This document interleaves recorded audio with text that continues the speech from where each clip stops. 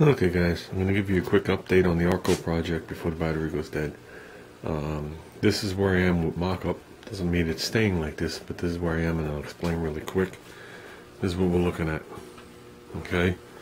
It's got a 15-inch rear tire by, I think it's 6.5 inches wide or 6 inches wide in the back. You can see the whole thing. Don't go by this pipe. This pipe is just laying here. Okay? I put back on this tire, which is a 12-inch by whatever they say it is, 3.5. I have a replacement tire for this. There's the same dimensions, but it's a hair bit smaller. It's a Chinese version of the call-out tire, so it's just a tad shorter, and the treads are just like a 1/4 inch narrower, but it'll be similar to that. I am sticking with that tire. We are going with a live axle in the back. We are putting a 6-inch by 5-inch go-kart wheel in the back. The tank is going to be very similar to that spot right there. That seems to be the spot where I like it. Very good chance the bracket's going to be mounted to the frame and use 2 clamps like they would have used like on my Bonanza bike. Even though I think the frame's going to vibrate more than the engines. Either or. Similar setup to the seat. And what I have here is, this is 1 inch. This is 3 inches, so I'm looking at a 3-inch padded seat, and I'm going to make a bracket coming off to mount the seat. So that's why I went with this. It's pretty much leveled out, but I'm not sure if I'm going to dip the back down a little bit to make it a little more comfortable.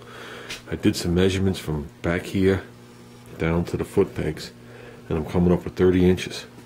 I measured myself, okay, and I'm only coming up with 34 inches.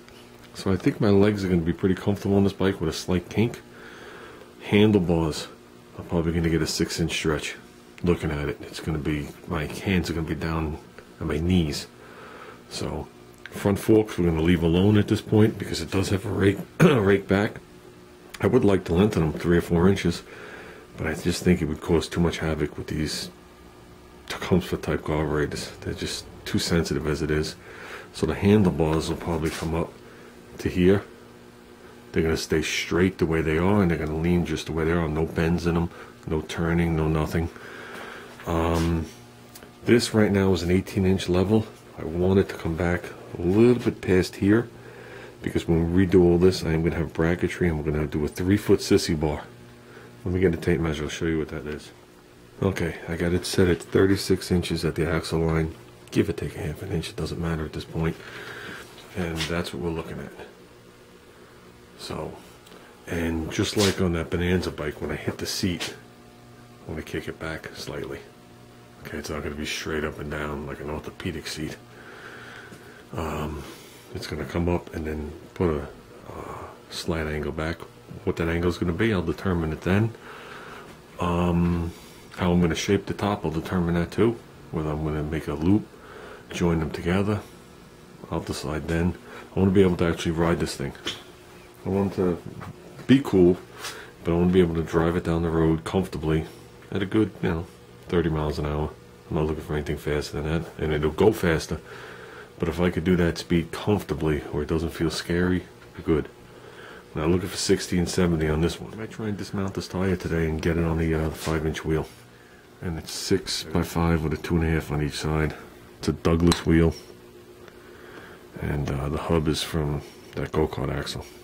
So, pay 20 bucks for the wheel. How's it going, guys? Took a ride to work. Here's the steel wheel. Believe it or not, I lubed it really good. Tire came right off and went right on this one. This rim is 1 inch wider, so I think that's a 4-inch. It would have to be, there's a 5. I laid it right next to each other. You see it's about this much difference. The tire fills out on here very nice. Gave the tire a basic cleaning with some cleaner they had next door, and then I just wiped the front of it with the remaining soap that we use, and when we put it on, we'll clean the wheels. I'm not looking to polish them up, just a basic cleaning. More of a satiny look would be fine, but I think that's gonna,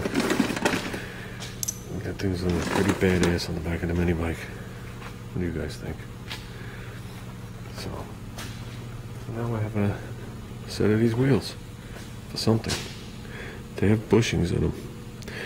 But I don't know if you pop the bushing out if the inside diameter would be the same as the bearing. I know this bushing hole is bigger, but if this inside diameter here is the same, then you can use them on a go-kart. That's a nice size rim. Get a set of slicks on this bad boy. So, hold on to them. I hold on to everything. So, that's it, guys. Now I'm going to move on to you, Dizzy's head. Okay, guys. What do you think?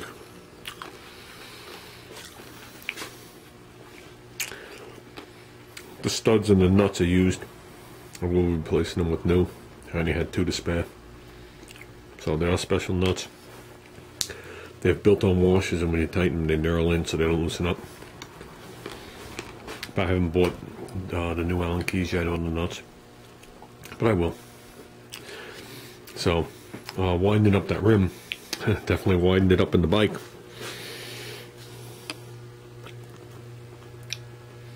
We're just going to fit. That's not going to give us any much room for wobbling.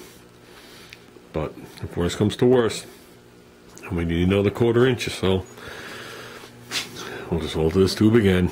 I really don't want to. I really don't want to. But the way it sits now, it should be good. I can spin it to see how true it is. I know the hub was dead on. I'm assuming the rim is dead on. The tire, I'm sure, has some weebles to it. There's no way of me knowing right now. And that's a 5/8 rod, and that's a 1-inch bore, so I can't really spin it around. I really don't want to. I don't want to damage the inside of the hub either. So, but that rim makes a big difference. Just wiping the tire off made a big difference. So, like I said, I got the other rim out in the car. I'll bring it in. We'll measure it. This is a 5-inch wide wheel. The other one had to be a 4. I think it is. This one right here is probably just like 3 1/4. So, definitely fills up the back of the bike, without a doubt. Actually, it looks a little out of place at this point, but I think it'll fall more into place when you scale everything up to meet it with the seat and the handlebars and everything. I think it'll look much better. So, yeah, I like that. So that wheel, tire, and hub combination cost me $21. Not bad. And the one up front is going to be a grand total of $7.50 for the tire. So I paid $15 for 2 brand new ones. So now we just got to make this one match that one, which we will. We definitely will. That's it, guys. That's the conclusion on the Arco update. Let's move on to something else.